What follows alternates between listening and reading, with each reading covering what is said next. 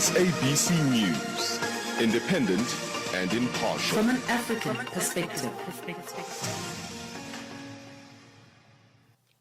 Troubled politics have hit Zambia in the past few days, with the leading opposition being on the receiving end of the ill act. But concerned entities and individuals in the country have risen, calling for an end to the vice being spread by a governing party and once a powerful minister and government spokesperson. Calls are further on the law enforcement officers to come in to stop the tribal talk, and there seems to be some light, as our Lusaka correspondent Arthur Davis Sikopo sent us this report. Tribal talk has hit Zambia in the past days, and now calls are mounting on law enforcement officers for action to be taken. Zambia's political divide is shaded in mainly two parts, with the leading opposition, the United Party for National Development, UPND, having more supporters in southern, western, northwestern, and huge parts of central provinces, while the governing party, the Patriotic Front, or PF, has received more support from northern Luapula, Muchinga and eastern provinces, with Lusaka and the Copper Belt being shared by the two political giants. But whenever the issue of tribe came up, those from the southern part of Zambia, or southern province to be specific, which is dominated by the Tonga-speaking people, among other tribes under it, have been accused of being tribal by those from the north part of the country who are supporters of the governing party. Tribal talk has been existing for some time now, without seeing a possible ceasefire, and the recent and current tribal talk has been ignited by Chishimba Kambwili, who is a prodigal son in the governing party, the Patriotic Front, as he had left his party after being fired as a government minister and formed his own. But now he's back. The former minister and chief government spokesperson in the governing party, Kambwili, has been going around the country campaigning for President Edgar Lungu and the Patriotic Front in the August 2021 general election, with most of his message carrying the tribal tag. And the PF has been seemingly endorsing it, with the top leadership remaining mute, as a few party followers openly defended the talk. The tribal talk, targeted at the UPND, led by Hakainde Hichilema, one who hails from southern province, has been challenged by some critical Zambians, branding the talk as a recipe for civil strife. Judith Kabemba of the opposition Democratic Party is calling for the church. We are therefore calling on the church mother bodies and the church at large to preach against tribalism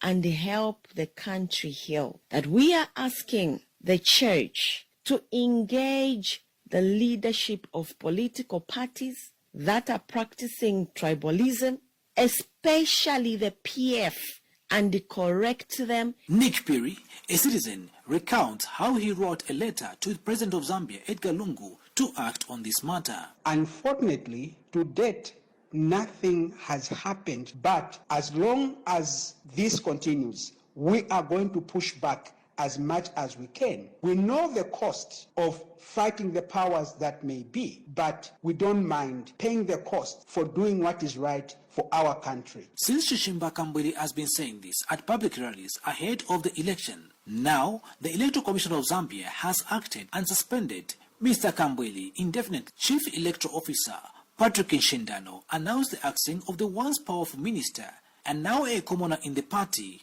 Wednesday afternoon. The Commission has noted with serious concern the breach of the Electoral Code of Conduct by Mr. Kambwili, particularly the use of hate speech and indeed holding of campaign rallies. The Commission would like to announce that Mr. Kambwili has been suspended indefinitely, subject to review, from participating in any campaign activities. Some followers of Kambwili have complained that the act by the election body is unfair on him. Mr. Kambwili is today set to meet the Electoral Commission of Zambia over the matter.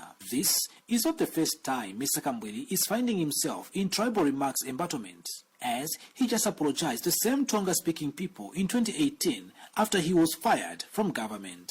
I came here to basically unreservedly apologize to the Tonga-speaking people of Southern Province and the Zambians. Meanwhile, the UPND and its partner of small political parties have called for the arrest of Kambwili through Tabo Kawana and reporting him to police. So that we want to put it on record and urge the Inspector General of Police to arrest Shimbagambwili for the tribal spew that is spilling all over. The police have since confirmed receiving a complaint, as confirmed by the police spokesperson Esther Mwanta Katongo. If charged and found guilty of the offense of expressing or showing hatred, ridicule, or contempt of any person or group of persons, wholly or mainly because of his or their tribe, race, place of origin, Kambwili will be liable upon conviction to imprisonment for a period not exceeding 2 years. Reporting for Channel Africa in Lusaka, Zambia, I am Arthur Davis, Scopo. Well, let's stay with politics. Hundreds of protesters have taken to the streets in Sudan's capital, Khartoum, to demand the resignation of the transitional government over controversial economic reforms. Public discontent has mounted over the reforms backed by the International Monetary Fund, or IMF, that slashed subsidies on petrol and diesel, more than doubling their price. Sudan's military-civilian administration has sought to keep the fractured country together and rebuild links with the West since longtime leader Omar al-Bashir was removed from power by the military in 2000.